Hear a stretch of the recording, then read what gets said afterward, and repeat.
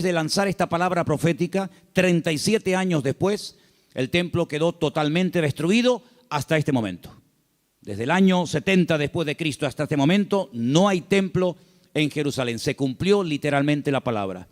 Pero la palabra golpeó tanto el corazón de estos discípulos que ellos salieron del templo, bajaron todo el torrente de Cedrón, lo subieron, se van al monte de los Olivos y allí dice uno de los evangelios que solamente 4 de los 12 se acercan al Señor y le preguntan aparte, ¿cuándo? ¿Cómo? ¿Cómo va a ocurrir todo esto? ¿Cómo que nuestro templo va a ser destruido? ¿Qué señal habrá? ¿A qué tenemos que observar? ¿Qué tenemos que fijarnos para saber que el tiempo se acerca? Entonces el Señor les da una enseñanza tremenda. Qué importante es preguntar, hermano, de verdad, ¿eh? Si no hubieran preguntado los discípulos al Señor, ¿qué señal habrá de tu venida y del fin del siglo? Nos hubiéramos perdido toda la enseñanza de Mateo 24. Por eso repito, qué importante es preguntar. Pero cuidado, no preguntar a cualquiera. No preguntar a cualquier parte, sino preguntar a la persona que te puede dar la respuesta correcta. Porque una de las señales que el Señor dice en este capítulo, y es algo que yo quiero en esta tarde hablar, es que tenemos que estar preparados porque una de las muchas señales de los últimos tiempos va a ser la proliferación de falsas doctrinas. Dice la Biblia, lo leíamos el jueves, que algunos llegarán hasta escuchar. Dice el Espíritu claramente que en los postreros días algunos apostatarán de la fe y escucharán a espíritus engañadores y ahí da una enseñanza tremenda. Entonces una de las señales de los últimos tiempos es que se enseñarán cosas extrañas. Por eso yo vengo ya semanas hablando y quiero volver otra vez a repetir, no porque no tenga otras cosas que decir, sino porque considero que hay que repetir las cosas que se enseñan y más cuando son de vital importancia. Y es que tenemos que orar y tenemos que estudiar la palabra para que tengamos una fe sana. Una fe sana, término que por cierto aparece en Tito capítulo 2, donde el apóstol Pablo dice, oye, tenemos que tener una sana doctrina, pero también tenemos que tener una fe sana. Cuidado, que hay gente que tiene una fe muy rara, ¿eh? Hay cristianos que cuando los oyes hablar, dice, sí, tiene fe, pero es una fe un tanto rara, un tanto extraña, una fe mística. Yo puse unos ejemplos unas semanas atrás, no sé cuántos de ustedes lo recordarán, cuando algunos discípulos le dijeron al Señor, Señor, no nos quisieron recibir, no nos han dado la bienvenida, ¿tú quieres que oremos para que caiga fuego del cielo y lo destruya? Si dice, alto, ¿qué estáis diciendo? ¿Estáis locos? Tenían fe, pero cuidado, la fe no es para destruir, la fe no es para hacer daño, la fe no es para orar para que caiga fuego del cielo. Dice, ustedes no saben bajo qué espíritu, bajo qué influencia espiritual están ustedes hablando. Que no. El apóstol Pablo, ¿os acordáis? Le decía a Timoteo, la fe que ahora tienes es una fe no fingida, es una fe sincera. Explicaba este término en Italia, sincera, ¿no? O sea que cuando traían los bloques de mármol, los mármol de Carrara, y comenzaban a construir los templos, las catedrales y los edificios, algunos de esos bloques de mármol venían con imperfecciones, venían con agujeritos. Y claro, se veía feo. Cuando es un bloque no, pero cuando son tantos, entonces los rellenaban con cera. Y parecía como que no había ningún defecto.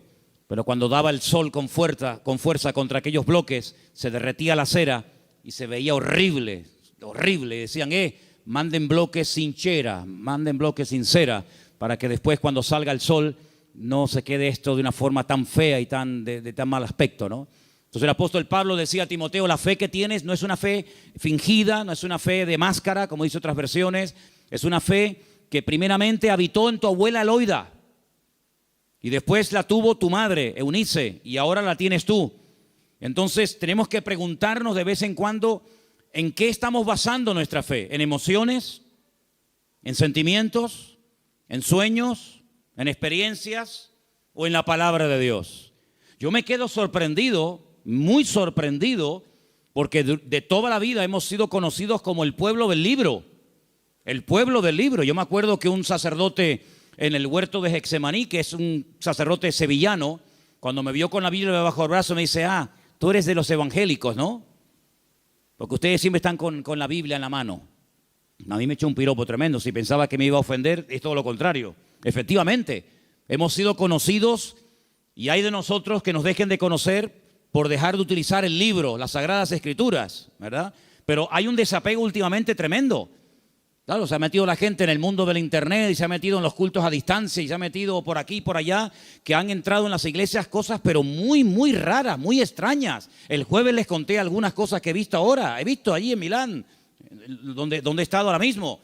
Creyentes que están asustados, creyentes que si la maldición, que si, pero vamos a ver, hermanos, pero dice la Biblia que somos más que vencedores, que mayor es el que está en nosotros que el que viene contra nosotros. Creyentes que solamente desde que yo conocí ahora un matrimonio de hermanos de Ecuador que llevaban más de 10 años en esa congregación y dice, hermano, nos ha impactado mucho cómo usted la palabra. Y le digo, bueno, es que yo predico de la palabra. Y dice, es que yo hace años que no escucho un mensaje de la palabra. Digo, bueno, ¿y usted qué escucha entonces? Pues dinero, dinero, dinero, dinero, pide, y dame. Digo, pero eso no es evangelio. Eso no es el evangelio. Yo no sé de dónde se han sacado esas enseñanzas. Hay predicadores que solamente tienen un tema monográfico, solamente saben pedir y no hablan de Cristo, no hablan del amor, no hablan del infierno, no hablan de la ira de Dios, no hablan del cielo, no hablan de la salvación. No, solamente tienen una obsesión y claro, prosperan, pero ellos, los demás no, solamente prosperan ellos.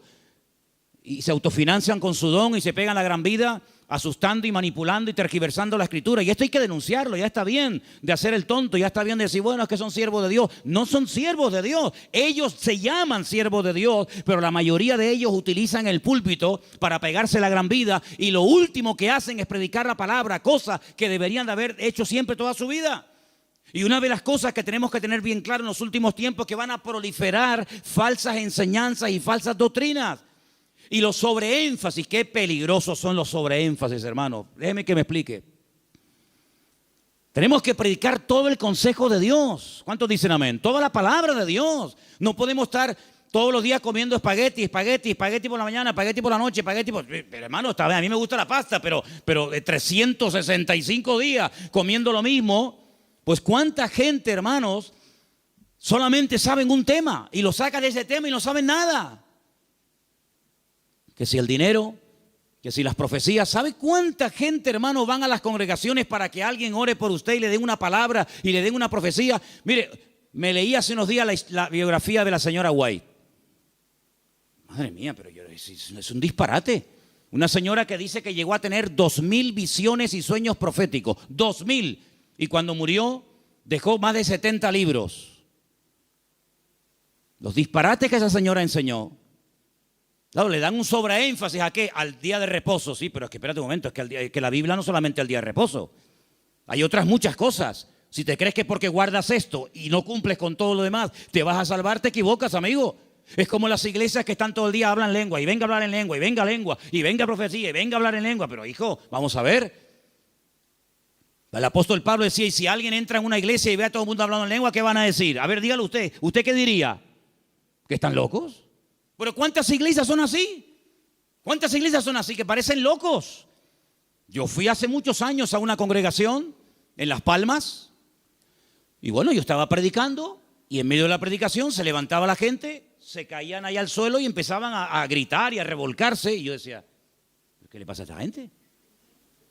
Entonces yo miré al pastor que estaba allí y le digo, ¿qué le pasa? Dice, no, es el poder de Dios. Digo, ¿cómo es el poder de Dios? Pues si está haciendo el perro.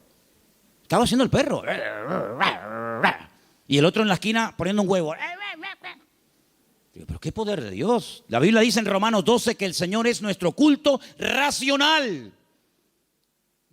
Por favor, que parece, damos una imagen, nosotros no, gracias a Dios, pero ¿cuántas iglesias dan una imagen al mundo de que son locos? Y ya está bien, hermano, de callarnos. Y ya está bien de decir, bueno, son así. No. Son barbaridades que avergüenzan al evangelio. Y tenemos que denunciarlo porque el que sabe hacer lo bueno y no lo hace es copartícipe con eso.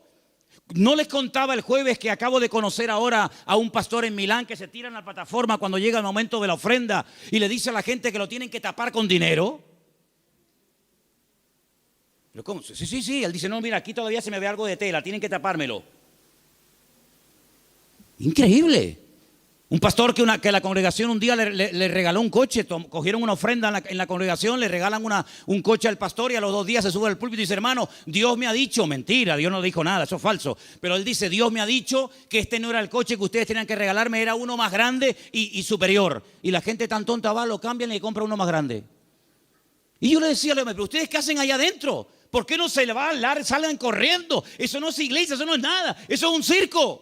Eso es una vergüenza para el evangelio. Es que tenemos miedo, porque nos ha dicho que si nos vamos se nos va el espíritu y se nos va la bendición. Digo, hágame el favor, hágame el favor. Oye, que a mí nunca me ha tocado la breva de caer en una iglesia de estas, ¿eh? A mí nunca me ha tocado una breva de estas. Siempre, de verdad, a mí me toca una iglesia de estas y es que me voy al Antiguo Testamento con la espada y el arco. Increíble, hermanos. Entonces tenemos que retornar a la palabra de Dios es nuestra base. No podemos entrar en locuras y en disparate. Todo lo que usted pueda pensar, soñar, sentir o lo que sea, si no va de acuerdo 100% con la palabra, no es de Dios. La palabra de Dios es la base, es el fundamento de nuestra fe. Y no necesitamos nada más que la palabra y nuestra experiencia, nuestra relación con el Señor. Yo creo que algunas personas no han terminado de descubrir lo que significa enamorarse del Señor y enamorarse de la palabra. Por eso buscan fuera, porque cuando un hombre está enamorado de su mujer no tiene que buscar otra. Y cuando una mujer está enamorada de su marido no se le van los ojos detrás de otro. Cuando usted está enamorado de Cristo no le tienta nada ni nadie, porque usted sabe en quién ha creído. Y a mí me da la impresión de que hay mucha gente hoy en día en las iglesias que son religiosos, pero no han nacido de nuevo, porque la persona que nace de nuevo no hace estas barbaridades, porque ofende al Señor. O no conocemos la historia de este joven llamado José, un hombre que nunca fue a un culto. José nunca fue a ningún culto. José nunca leyó la Biblia. Pero José un día tuvo un momento en el que fue tentado y él dijo: yo no puedo hacer esto porque pecaré contra mi Dios. Y uno dice: pero ¿cómo sabía este hombre que eso era pecado? Porque él tenía comunión con el Señor. Y cuando una persona tiene comunión con el Señor y conoce al Señor, sabe lo que le agrada y lo que no le agrada al Señor, aunque no lo hayas leído. Porque el Espíritu Santo que mora en ti te da testimonio de que eso es o no es la voluntad del Señor. ¿Cuántos dicen amén? Entonces hay que retornar a la Biblia, hermanos. Claro, hay gente que se atiborra de libros y venga libros. Hermano, este es el libro que Dios nos ha dado. Escudriñar las Escrituras, dice la Biblia, porque ellas son las que dan testimonio de mí. Y mire, hermano, yo antes de irme para Italia les comentaba de aquellos 10 leprosos, ¿acordáis? Aquellos 10 hombres que bajaron de las montañas porque tenían fe. Pero momento. Yo les dije a ustedes y espero que no hayan olvidado esa enseñanza, porque para mí es de vital importancia. Ellos tenían fe, por eso bajaron de la montaña. Ellos tenían fe, por eso clamaron al Señor.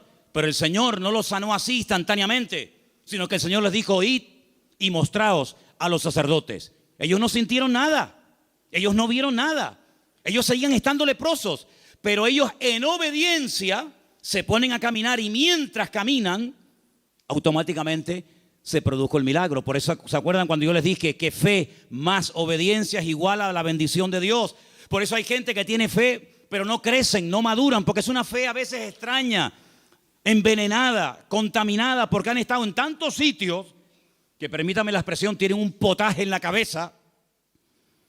Pero cuando usted conoce al Señor y a su palabra y usted tiene una fe sana, bien encaminada en las cosas del Señor, usted sabe que la fe, si no tiene obras y la fe si no obedece al Señor, no sirve de nada. ¿Cómo usted va a pretender con la fe que tiene viviendo en desorden, sin poner en práctica los mandamientos del Señor? Que Dios le bendiga. Primeramente tendrá que ponerse en orden para que el Señor pueda hacer maravillas en su vida. ¿Y cuántos creyentes en las iglesias son una cosa aquí y fuera son otra? Sí, tienen fe, pero el testimonio que dan es pésimo. Bendito sea la palabra cuando el Señor dice a través de la boca de Pablo: no me avergüenzo del evangelio, porque es poder de Dios. Espero que el evangelio no tenga que arrepentirse y no tenga que avergonzarse de la conducta que está llevando fuera, porque aquí todos somos muy buenos. Aquí todos levantamos las manos, o el que quiera, y aquí todos somos muy santos. Pero, ¿y por fuera? Porque a mí de qué me sirve que vengas aquí, gloria a Dios y aleluya, si luego en la calle eres un desorden y vives en pecado, estás viviendo en adulterio, estás viviendo en fornicación, tienes un mal testimonio en la familia. No, tienes que plantearte tu relación con Dios. ¿A qué vienes aquí? ¿A cambiar o a qué? ¿A fichar como en un trabajo? No, fui al culto. Sí, fui al culto porque te entró por aquí y te salió por ahí, porque no ha habido cambios en tu vida. Esta es una iglesia donde queremos que la gente venga, gloria a Dios, sí, pero que vengan a cambiar.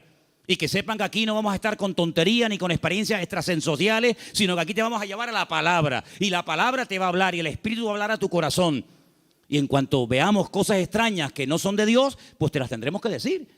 Y claro, algunos estas cosas no lo entienden y dicen, no, es que aquí no hay amor.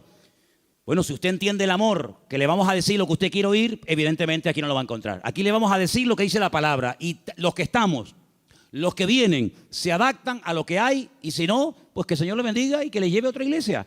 Pero aquí no vamos a ceder ni un milímetro por agradar los oídos, por tener mucha gente, porque si tener mucha gente significa bajar el listón de la santidad de Dios, amigo, hasta ahí hemos llegado. La palabra dice que sin santidad nadie verá al Señor. Me da igual si es fulanito de tal, don fulano de tal. Sin santidad nadie verá al Señor. Es que yo canto, que me da igual.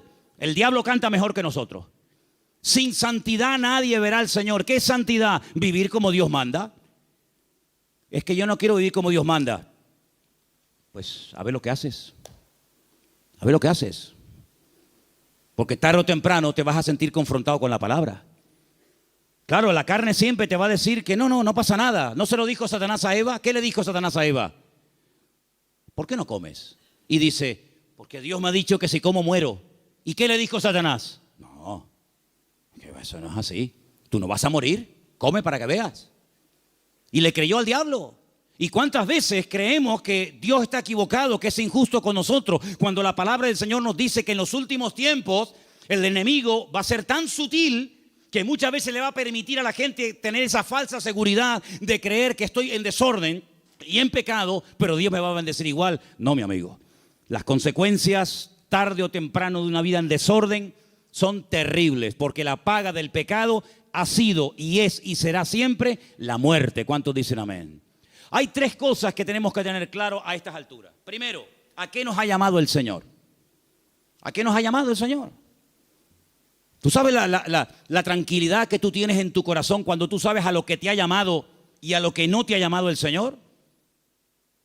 No tienes que estar imitando a nadie. No tienes que viajar por el mundo entero buscando el sistema, el método en Colombia, en Venezuela, en Cuba, en Puerto Rico, en Toronto. Yo no tengo que ir a ninguna parte.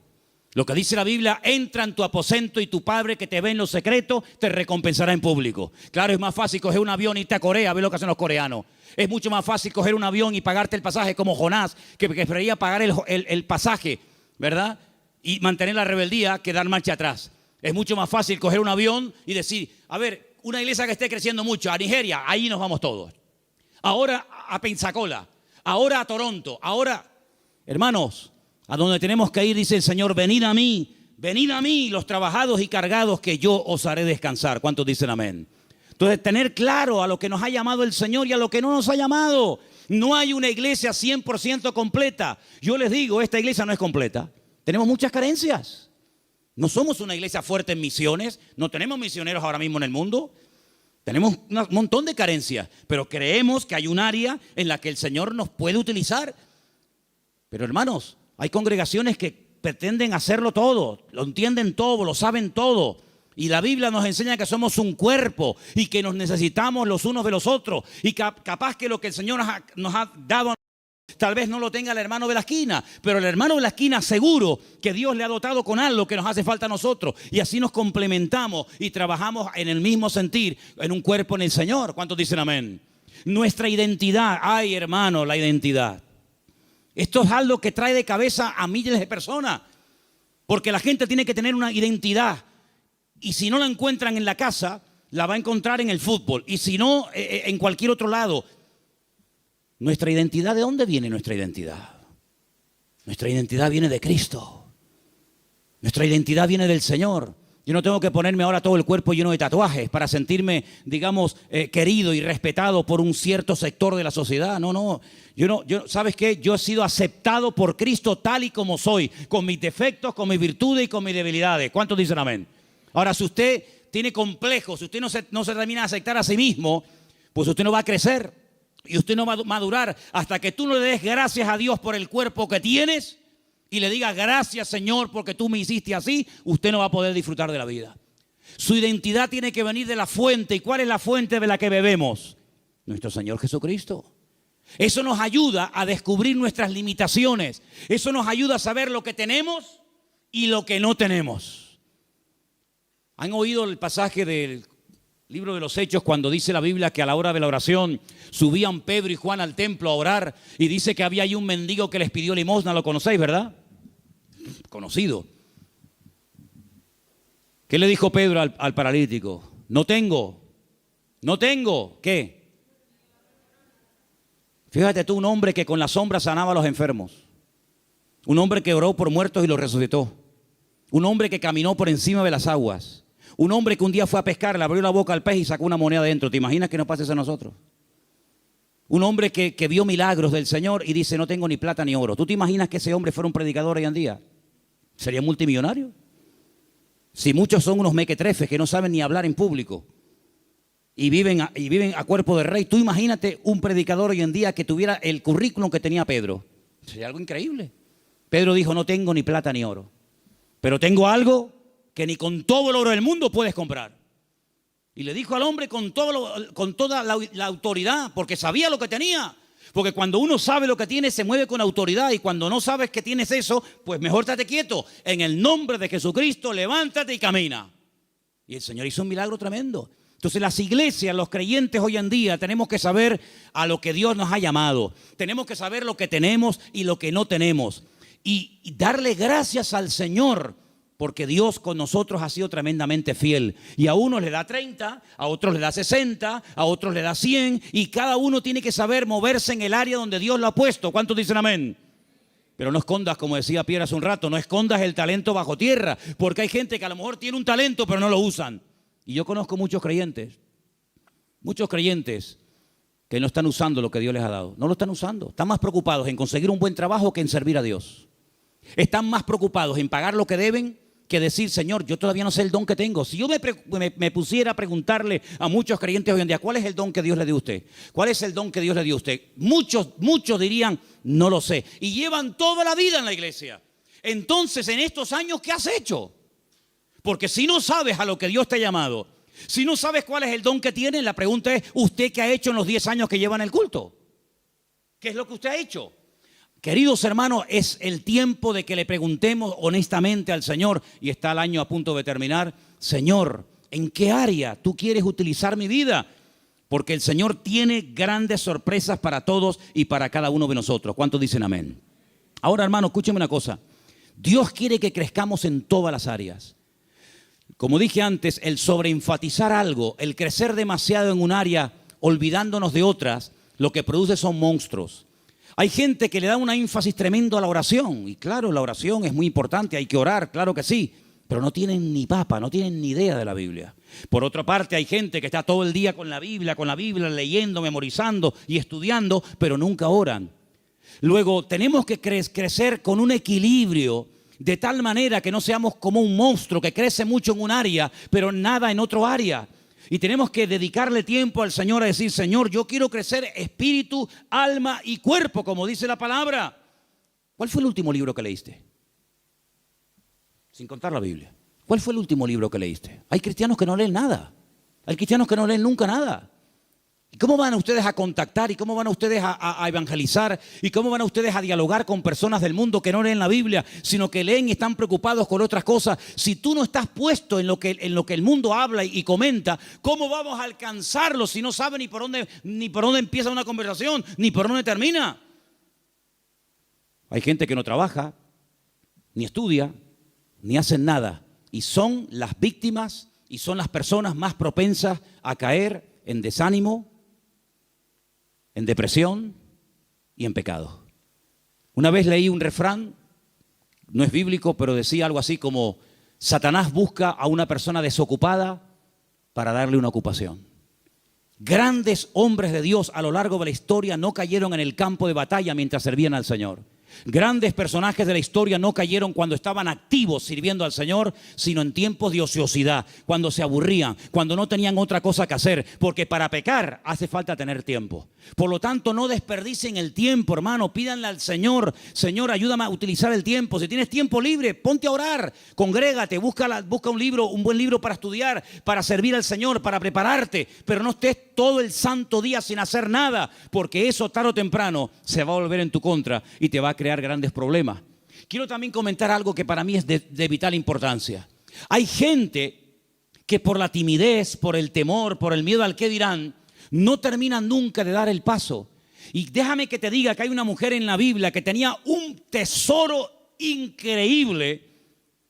Lo quería consagrar, lo quería entregar al Señor, pero no fue de utilidad su tesoro, no fue de bendición lo que ella tenía, hasta que rompió el vaso de alabastro y ungió con ese perfume al Señor, y dice que toda la casa se llenó del olor del perfume. ¿Cuánto tiempo hace que no caes quebrantado en la presencia del Señor? Hay gente que tiene los ojos muy secos, hace tiempo que no lloran, que no se quebrantan en la presencia del Señor. Viven secos como palos, como aquel valle de huesos secos, que dice que eran muchos, pero estaban secos, no había vida, no había espíritu en ellos. Y le dice el Señor a través del profeta Ezequiel: profetízale a los huesos, háblales a los huesos. Dice que cuando entró el Espíritu de Dios en ellos, se convirtieron en un gran ejército. No seas un hueso seco en un culto, no seas un hueso seco, escucha que te escucha, pero nunca compartes la bendición, nunca abres tu corazón a otras personas que están igual o peor que tú en un momento determinado. Pídele al Señor antes de que finalice el año, que está ya, como quien dice, a la vuelta de la esquina, poder ganar almas a los pies de Cristo. ¿Cuál fue la última persona que ganaste para Cristo? Yo estoy seguro, no lo voy a preguntar, porque no quiero que te sientas mal. Bueno, sí quiero que te sientas mal. Sí. No, que si no sería falso. Sí quiero que te sientas mal. ¿Cuántas almas has ganado para el Señor en este año? ¿10? ¿5? ¿1? No has ganado a nadie este año. Si yo no gano ni un alma para Cristo en un año, yo me muero. Le diría al Señor: Señor, llévame contigo. Ya mi ministerio se secó, ya se secó. ¿Sabe lo que pasar 365 días? Viajar, comprar, ir de vacaciones, disfrutar de la vida, de lo que tienes, trabajar, estudiar y no ganar ni un alma para Cristo. Eso se llama esterilidad, amigo. ¿Y cuántos creyentes son estériles? ¿Cuántos creyentes son estériles? No han tenido el privilegio de llevar ni a uno en 365 días a los pies de Cristo. ¿Cuántas Biblias has repartido este año? ¿50? ¿25? ¿10?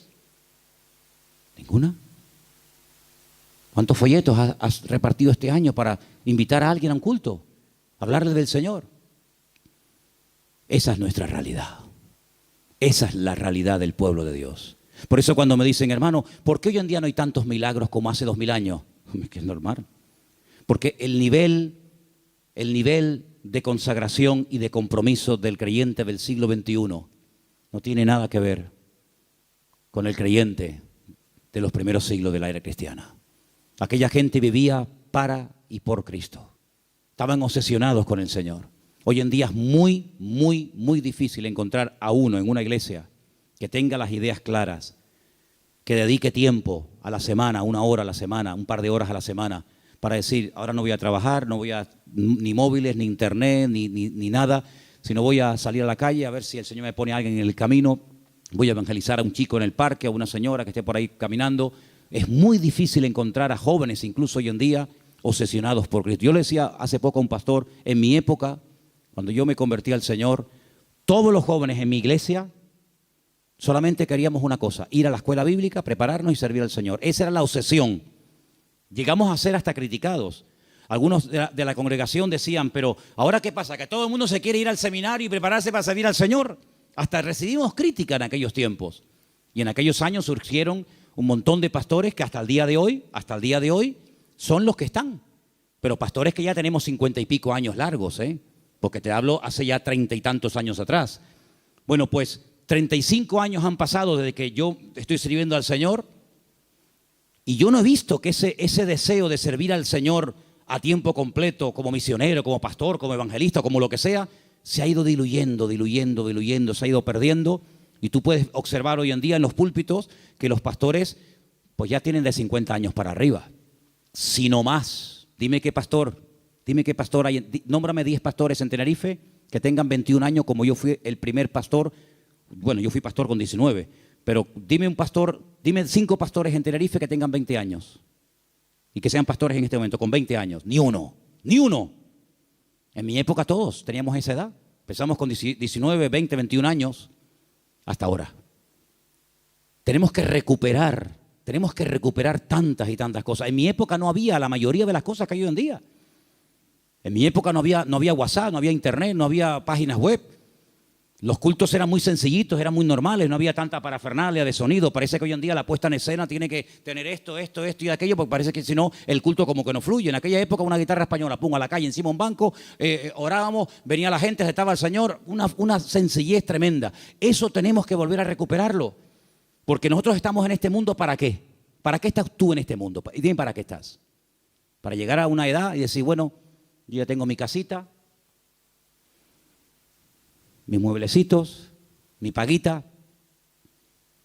Qué vida tan triste, perdóname. Qué vida tan triste. Estar esperando a yo jubilarme, para estar ahí esperando la muerte. Este verano, cuando hice a un pueblo, había 3 personas en el pueblo. 3 personas en un pueblo, allí arriba, en los cañones del Sil, en Galicia. Cuando llegué, hablé con esos 3 viejitos y le digo, ¿qué tal? ¿Cómo están? Los 3 al momento me dijeron, aquí estamos esperando la muerte. Digo, ostras. Yo déjame dar un paso atrás, no sea que me pase a mí algo también. Dice, los jóvenes se han ido todos. Los jóvenes del pueblo se fueron. Y aquí estamos esperando a la muerte. Digo, madre mía, pero qué futuro de vida. Que le puede venir dentro de 6 meses, dentro de un año, dentro de yo qué sé cuánto. ¿Y tú qué estás esperando? Si tú pudieras hoy tocar un botón y apretando ese botón consiguieras lo que tú tanto quieres tener en la vida, ¿qué sería lo que tú más anhelas tener? ¿Pasa ese botón por agradar y honrar al Señor? Yo quiero que en esta noche nos hagamos estas preguntas, hermanos. ¿Qué estamos haciendo con nuestras vidas? ¿Qué estamos haciendo con nuestras vidas? ¿Sabes? Hace unos días pensaba lo mismo que llevo años pensando. Se nos ha ido otra vez el año. Hoy es 20, ¿no? 20 de noviembre. Pero sí que parece que el otro día estábamos en el retiro con el pastor Antonio en el Puerto de la Cruz. Y yo me acuerdo que el otro día tuvimos el retiro donde hablábamos de Amalek. ¿Se acuerdan? Pues, ¿cómo puedes pasar tanto tiempo? Y el campamento de jóvenes ya pasó. Y las vacaciones de verano se fueron. Otro invierno más. Y ahora, este mes, fue así, volando. Llega diciembre y otro año más. Hermanos, algo tiene que cambiar en nuestras vidas. Te tienes que replantear tu tiempo, tu vida, tu juventud, tu matrimonio, tu familia de una forma diferente. Tú no puedes ser un parásito en una iglesia. Tú no puedes ser una persona ahí sentada 1 año, 2 años, 4 años, 5 años, 10 años, 30 años. Uy, se murió el hermano. Señor, toma, te lo mandamos, otro para arriba. No, hermano. Sea una oveja productiva. Involúcrese en las cosas del Señor. Tenga ilusión por las cosas del Señor. Y yo creo que si nosotros verdaderamente buscamos al Señor de todo corazón, hay tantas cosas que podemos hacer todavía para el Señor. Yo, hermano, yo tengo más ganas de servir al Señor que nunca. Pero yo no quiero que esta iglesia sea un freno para mi vida. Yo no quiero que esta iglesia se convierta en un tapón para mí. Yo tengo mucho más visión que estar aquí. Y yo estoy plenamente convencido de que el mundo, no Tenerife, el mundo nos está esperando. Y el Señor tiene gente aquí que puede utilizar de una forma tremenda. Pero somos nosotros los que tenemos que decir, Señor, cuenta conmigo. Porque quiero terminar diciendo algo. La noche que el Señor Jesucristo sabía que iba a ser entregado, dijo algo tremendo. Dijo, Padre, pasa de mí esta copa. Mas no se haga mi voluntad, sino la tuya. ¿Y saben cuál era la voluntad del Padre en ese momento? Que lo mataran. Es increíble. El año que viene va a ser un año muy interesante. Créanme, va a ser un año tan interesante. Porque ya empezaron los dolores de parto, pero los dolores de parto no duran siempre. No, hermana, yo no entiendo mucho de esto, yo nunca he parido, ¿no? Pero más o menos hablo de la teoría. Los dolores de parto están ahí, pero llega un momento que se acabó el dolor, nace el chiquillo y ya está. Bien. Llevamos años con dolores de parto. Europa ya lleva años en dolores de parto. España ni te cuento. España yo creo que le van a tener que hacer una cesárea dentro de poco, porque no hay forma de que salga el chiquillo, ¿eh? ¿Vale? Estamos con dolores de parto hace mucho tiempo. El año que viene van a salir muchas cosas, van a parir muchas cosas que se han ahí retenido con dolor. Bien. Estoy recibiendo llamadas de Estados Unidos, muy interesantes, por cierto. Para muchos, sobre todo para gente de Latinoamérica, más que para gente de Europa, Estados Unidos era el sueño dorado. Yo recibo cada día correos de gente que me dice, he mandado solicitud, he pedido visa a Estados Unidos, me la han denegado, entonces estoy tocando la puerta a ver si usted, no sé qué. No te puedes ni imaginar la cantidad de gente que me escribe cada día de montones de lugares que primero tocan a la puerta del tío Sam. Primero le llaman al tío Sam. Y cuando el tío Sam le dice, por aquí no entra, entonces llaman yo qué sé, a Don Quijote de la Mancha y Sancho Panza, ¿no? Por ejemplo, por un ejemplo. Vean. ¿Cómo van a reaccionar todos aquellos creyentes que se fueron a Estados Unidos creyendo que era el paraíso terrenal? Cuando el señor Trump les diga, usted, y usted, y usted, fuera de aquí. Ay, amigo. A mí se me han abierto muchísimas puertas en Estados Unidos. Me he negado rotundamente a ir. Porque mi confianza y mi refugio no está en América, mi refugio está en Dios. Ahí está mi confianza. Y el libro de Proverbios dice, más vale bocado seco y en paz. ¿Eso qué? Un cacho de pan, pero con la bendición de Dios.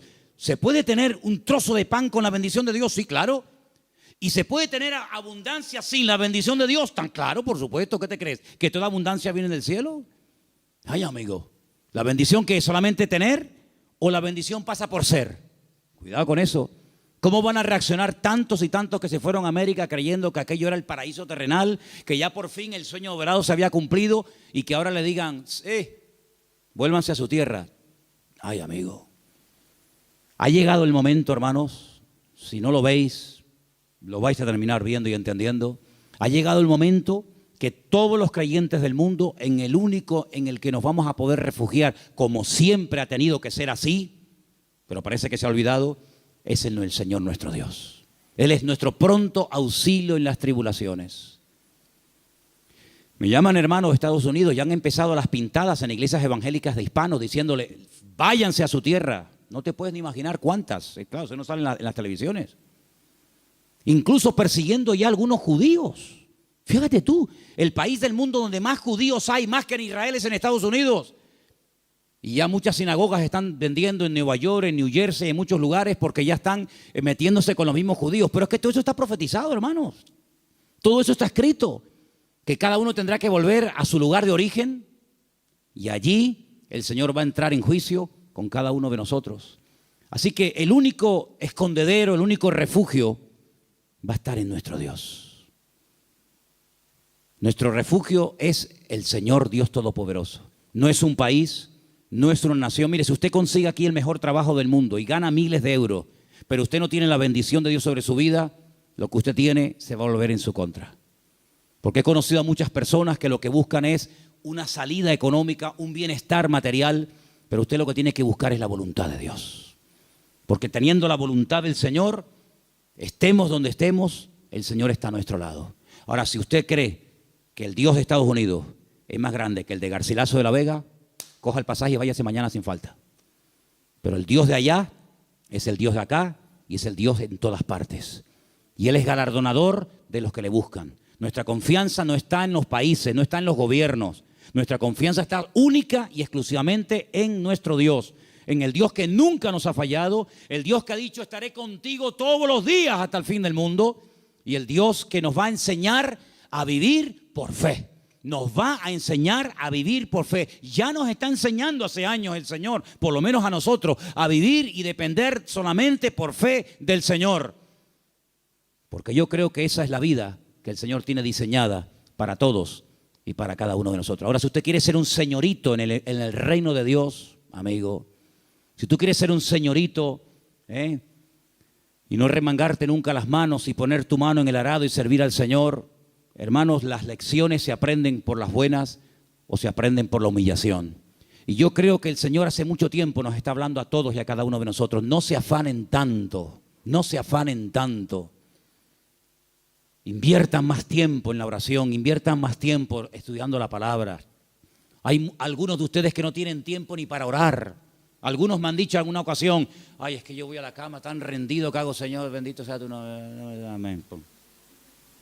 No, duermen en paz, la verdad es que duermen en paz, pero hermano querido, busque a Dios, busque a Dios. Hay mucho camino por recorrer, muchas cosas por hacer. Usted no puede dedicar más tiempo a lo material que a lo espiritual. Por favor, estamos invirtiendo el orden. Si usted dedica más tiempo a lo material que a lo espiritual, aquí está fallando algo. Yo creo que el Señor nos está llevando a un punto y el año que viene va a ser un año muy, muy importante en la historia de la iglesia, en todas partes del mundo, y el Señor nos está llevando a un compromiso, a una entrega, a una seriedad. Muchos no aguantarán la prueba, yo también se lo digo de paso, hay algunos que están aquí que el año que viene no podrán estar más, porque no aguantarán la prueba, porque la Biblia nos enseña que los últimos tiempos van a ser tiempos peligrosos, tiempos difíciles, pero si usted aguanta y se agarra al Señor, el Señor le va a bendecir y usted va a ver la gloria del Señor en su vida. Pero no busque salidas fáciles, busque al Señor y lo que el Señor le diga, ni más ni menos, es lo que usted tiene que hacer. ¿Cuántos dicen amén? Vamos a orar, hermanos, por favor, cierre sus ojos ahí donde está. Plantéese esto seriamente, por favor. Plantéese esto seriamente delante del Señor. ¿Qué estoy haciendo con mi vida? ¿Qué estoy haciendo con la vida de mi familia? ¿A dónde los estoy llevando? ¿A qué se están dedicando? ¿Cuáles son las prioridades, los objetivos, las metas en nuestra casa? Tener, trabajar, comprar, trabajar. Hermanos, que somos hijos de Dios, que no somos gente del mundo como los gentiles, que dice que se afanan y pelean por esas cosas. Dice la Biblia que nuestra búsqueda tiene que ser diferente. Que el Señor nos indica que tenemos que buscar primeramente el reino de Dios y su justicia. Y muchas de las cosas que vendrán por añadidura, dice la Biblia. Créame, vendrán. Claro, hay gente que nunca ha visto que le vienen por la añadidura porque